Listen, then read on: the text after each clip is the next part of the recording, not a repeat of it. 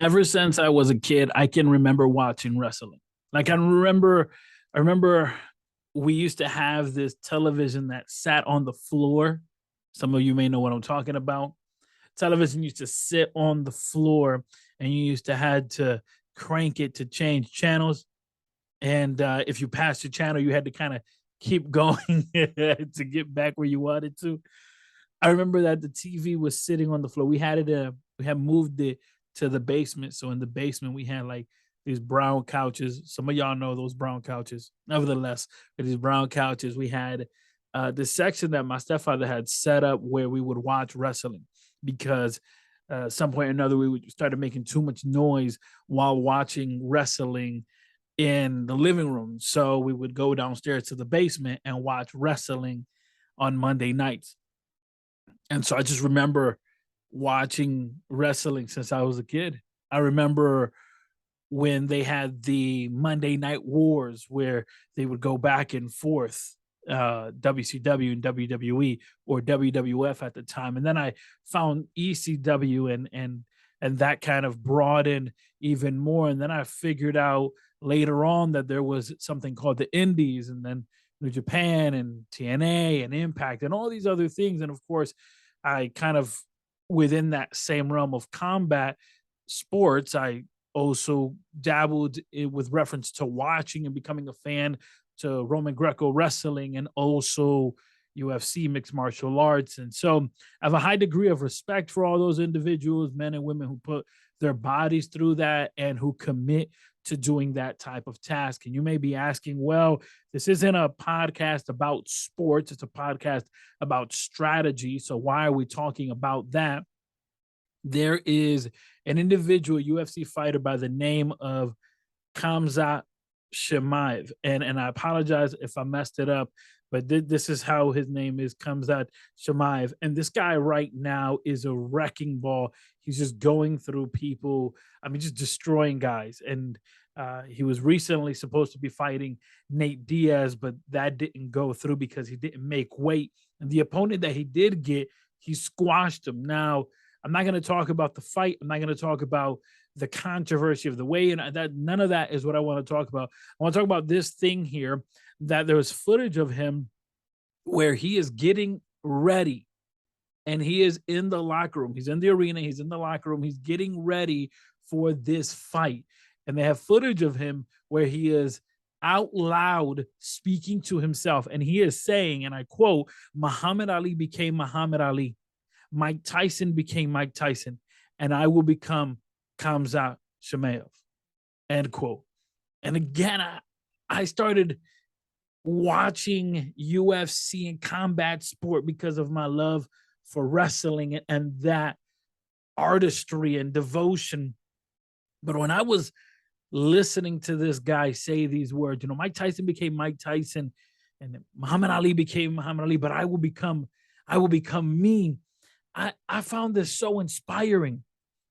Furthermore, I was listening to a podcast that Ariel Hawani does, and he was talking to a wrestler who goes by the name MJF. He wrestles for promotion called AEW, All Elite Wrestling. And I bring this up because in the conversation, they were talking about other companies, other wrestling promotions. And as they were talking about the other wrestling promotion, MJF said something along the lines of this. He says, it's a good thing that there is multiple locations because that means that if you're good, then you can position yourself to bargain for a better contract. But he also goes on to say within that conversation, it's also good because you don't want a monopoly. He says monopolies aren't good unless you're the one controlling the monopoly. And he says, I, of course, control the monopoly of MJF because there's no other like me. And I need you to understand this, even if you don't understand none of the context with reference to the athletes I'm speaking about or the promotion or the specific sports that they're in. Even if you don't understand any of that, understand this. There has to be a mindset that we have that there is no other like me, period. Period. Oftentimes, people say, don't tell anyone your plans, because if you tell them your plans, they will either A, cast doubt onto you, or B, they will steal your plans. Let's start off with number one. Number one, if I tell you my plans and you tell me you don't believe me, that's your belief. That's not my belief. I have the ability to choose to either A, be subjected to your belief, be in bondage because of your belief, or simply say, hey, that's your problem, not a my problem. The fact that you don't believe, that's not my problem. That's your problem. I don't live off of your belief. I live off of my belief and my actions. And so often we're looking for people to believe in my dream, believe in what I'm saying. No, listen, an example is Martin Luther King stands on top and says this awesome, phenomenal speech. And we all know the beginning part where he says, I have a dream. And of course, he goes on to say, I have a dream where individuals will not be judged by the color of their skin, but the content of their character. I have a dream where my children will be able to play with all their, all their neighbors, where my children's children will be able to enjoy the liberty that we so desire. Right? He goes on to all of this, but notice that he's saying, this is my dream. Hey, yo, Martin, we don't believe. That's your problem. Oh, we're going to stop you. You could try, but I'm still going to pursue this dream. Your dream is too crazy. That's okay. It's crazy for you, but I'm still going to pursue my dream. And so too often we're waiting for people to become cheerleaders. It's like, you may not be surrounded by cheerleaders, but you still have to find a way to say, I believe even when no one else does. I'm going to do it even if no one else believes. And of course, I always have the option of saying, oh, you don't believe? Fine. I'll find someone that does. And I'll surround myself with someone that does. I'll surround myself with people that nourish my vision. So that's number one. Number one is those people that say, well, they cast doubt. So don't share your vision. Don't share your dream. And the other is, well, don't share your plans because someone may copy you. The truth is this. I'm going to tell you my plan. And if you want to copy me, copy me. There's only one thing that's different between you doing it and me doing it. There's only one thing. And there's only one thing. And that thing is me. This is often the thing that we forget. You are the secret sauce. You're the secret ingredient in making the plan work. Someone can try to, copy or try to jump ahead or try to do the same thing. But at the end of the day, it ain't going to function the way it'll function with you, because you're the one who holds the dream. You're the one who holds the vision. You're the one who has that inside of you. And the way that you're going to do it is going to be something unique and powerful within itself. So this idea of don't tell anyone your dream because, hey, guess what?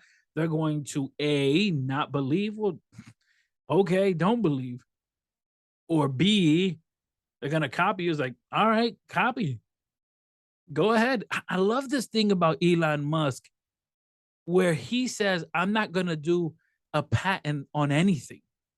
And just think about this, because as you're creating and developing things, rather it be in medicine, technology, or any sphere, if you patent something, that stops anyone from being able to utilize the same technology, the same medicine, the same tools, resources that you're designing. It essentially says, no, hold up, you can't do it. This is exclusive right to the person who designed it, to the person who made it.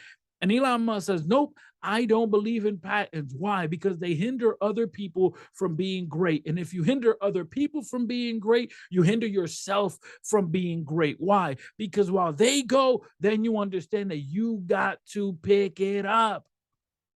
Not a matter of competition, it's a matter of innovation. And so I found it so intriguing when I read this quote, when I heard these words of, this UFC fighter, where he just says, hey, Muhammad Ali became Muhammad Ali. Mike Tyson became Mike Tyson, and I will become me. It's the idea that I am not going to stop, and no one can stop the inevitable. I'm coming, right? And the same mindset is the same one that, I heard in that Ariel Hawani interview with MJF where he says, I can't monopolize anything else except for me because there's nobody else like me and there's nobody else that can do what I do. You see, in today's episode, what I want to do is give you the encouragement that you need, the motivation, breathe into your specific desire and say, you can do it because what you have, no one else can do it. You can do it because what you bring to the table, no one else brings to the table. Now, you may be saying, Miguel, I know I can do it. I believe in me, but I feel like I'm hitting a wall. I don't know where to start. This is where personal growth strategists can come in to help you how to start, to help you lay down that foundation. Maybe you have the goal in mind, but you have yet to put down a strategy that works, put down a strategy. Maybe you're overlooking some details. And this is where a personal growth strategist comes in play. This is exactly where I help individuals just like you who want to get over the hump, who are saying, I have the idea, I have the desire, but what I don't have is the details. This is where we come in, we bring out of this a strategy that works for you. The wonderful thing about strategy is that strategy is a defined number of steps that'll help you obtain your breakthrough moment, not anyone else's. This is not one shoe fits all. This is your specific objective. This is your specific vision. This is your specific breakthrough moment is waiting for you, but it's waiting for you on the other side of a strategy.